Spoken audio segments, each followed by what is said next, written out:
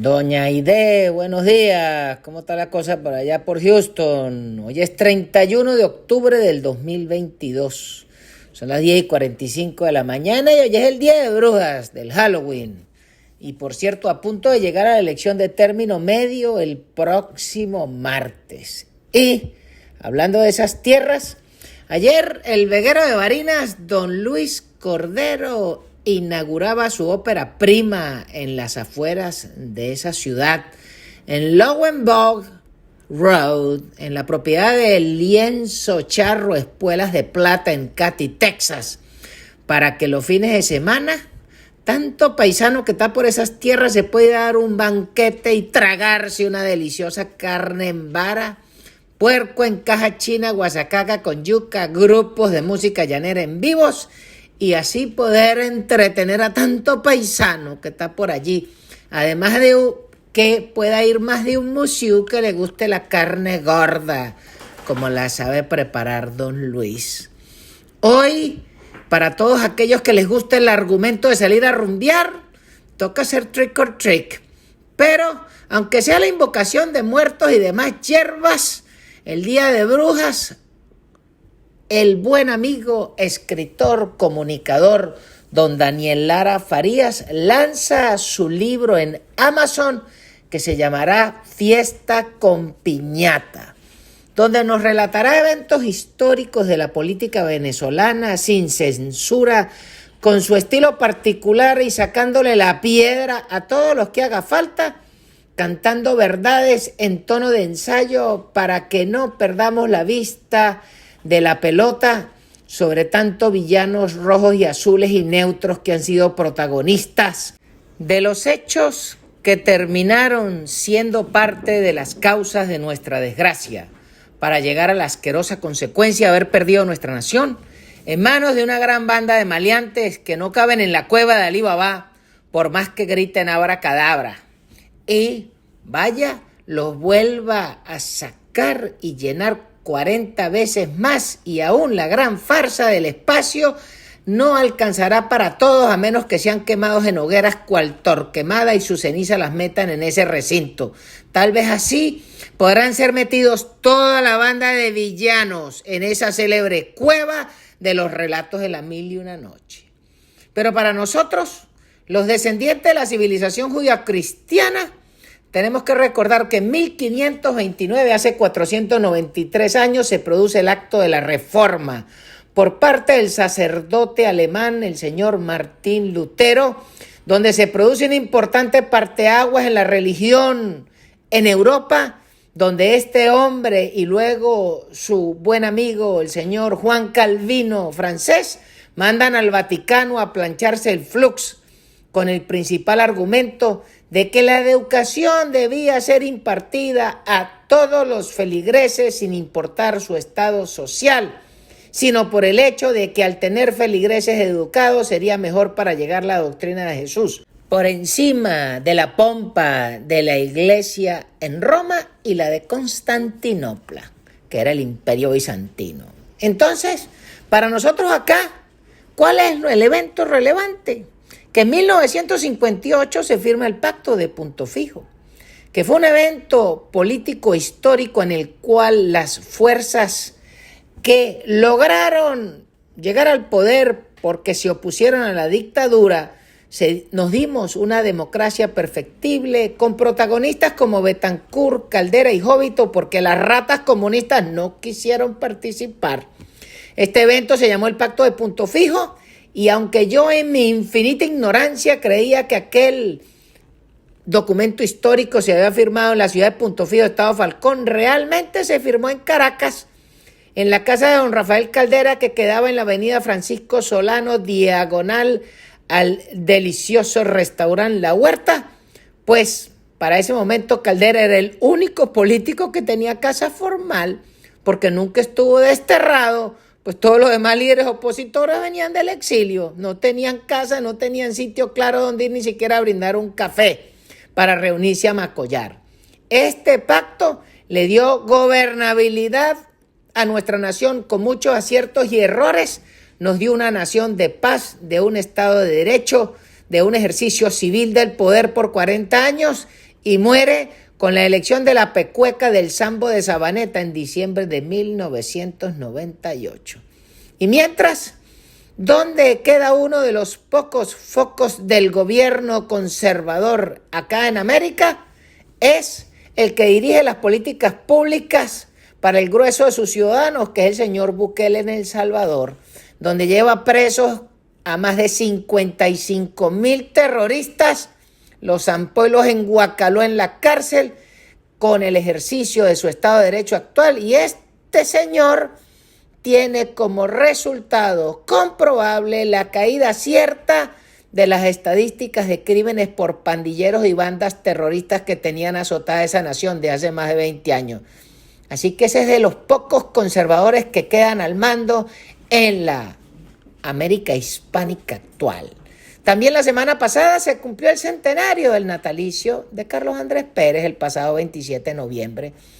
Y luego de los diferentes eventos que sobre ese hecho se han realizado en el país con actos, discursos, sesiones, etcétera, nos vemos en la disyuntiva que a Pérez hoy le quieren vender como la pepa del queso, como un iluminado, como un mesías. Pero hay que recordar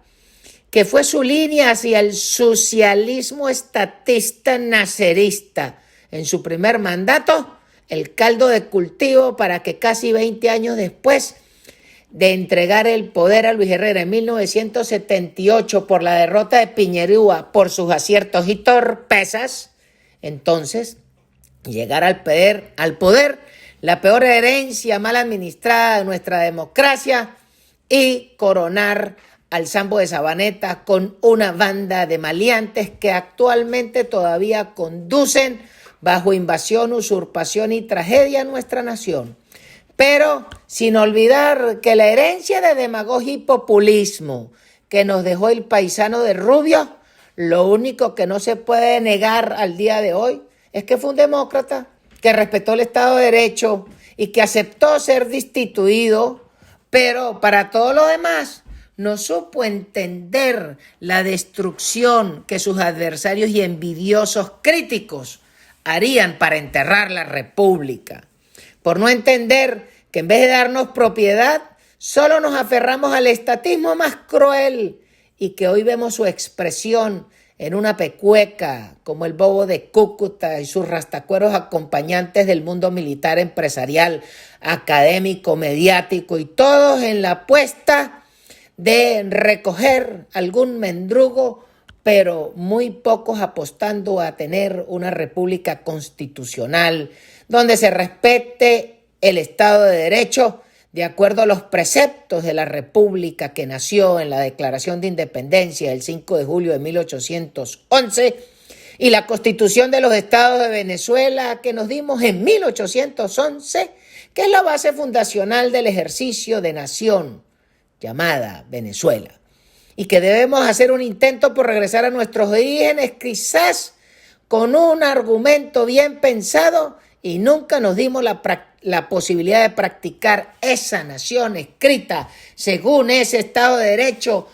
que plasmaron unos pensadores que estaban mucho más claros que los miles de constitucionalistas que vinieron después a partir de allí, rematando con el poco de ágrafos y seres que firman culo con K en la constituyente del año 98. Y que al día de hoy, 211 años, no hemos dado un chance a que podamos tener unos resultados que nos podamos remitir como un éxito.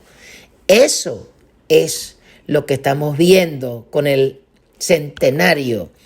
del nacimiento de Pérez. Pero aterrizando a esta época, entonces nos encontramos que las grandes noticias de la semana que terminó fue la toma del control de la red del pájaro azul por parte del afroamericano más preclaro de la última década, como es el señor Elon Musk,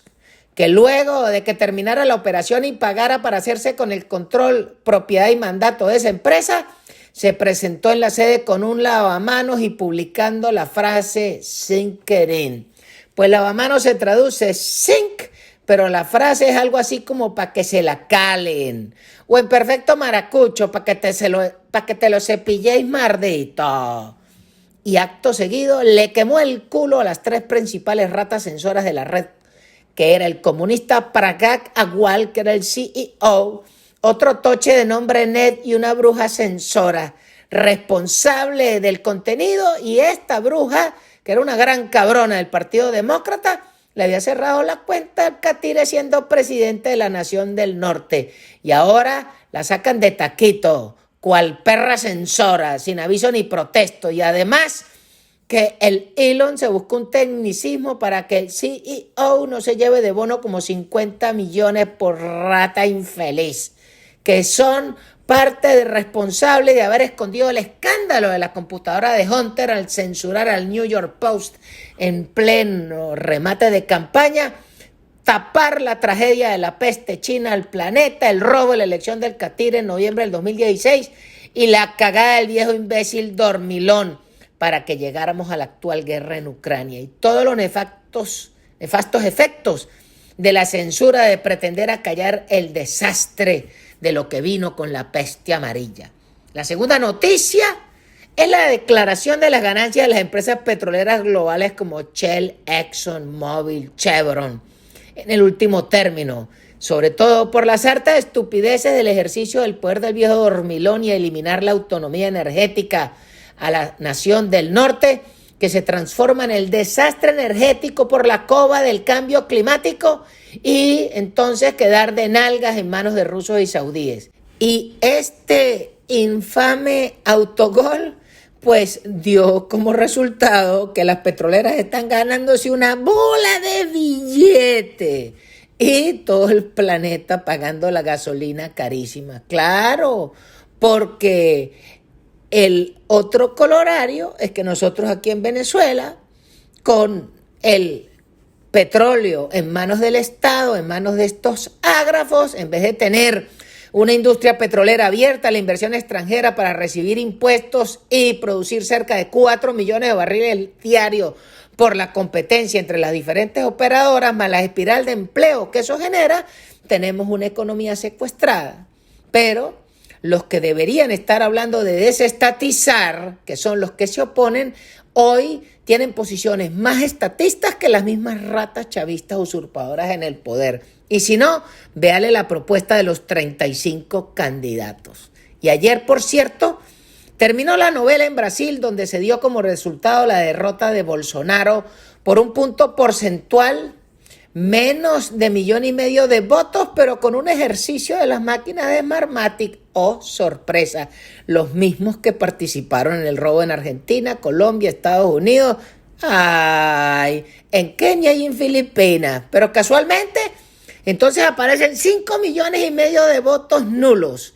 Y esa es la trampa con la cual le dieron el triunfo al mocho delincuente, corrupto, comunista de Lula. Pero eso sí, sin Congreso, sin gobernadores y sin PDVSA para pagar la cuenta, yo no le juego la ganancia a ese infeliz ratero,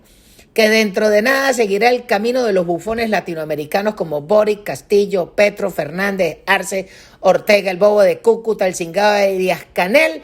más el borracho perdido de López Obrador y por supuesto lo que le salió al pintado de Chicago esta semana que terminó, cuando salió esa poconcola a hacerle campaña a los demócratas para las elecciones del norte y lo mandaron literalmente a lavarse ese culo y callarse la jeta. Pues se le acabó la magia al tipo de pinga y no es más que otro político, perro, cerdo, infeliz, ñángara, socialista, y la gente se mamó de ese huevón y le mandaron a callarse para que sea serio. Bueno, doña Aide, se me cuida, ya sabe que el fin de semana con la Vinotinto Grill de don Luis Cordero, el de Barinas, para que vaya a hartar carne gorda. Y el próximo martes le toca ir a votar por la paisana doña Carmen María Montiel al Congreso Nacional, que va en un circuito por Texas. Y yo me daré una vuelta por la Basílica, a prenderle velas por el éxito de esos paisanos, como el comedero, el libro, fiesta con piñata de Daniel, y que la gente vaya a votar por doña Carmen, y luego me voy para el huerto a rematar unos pasteles con masato y picanticos de Joseito. Chao, chao.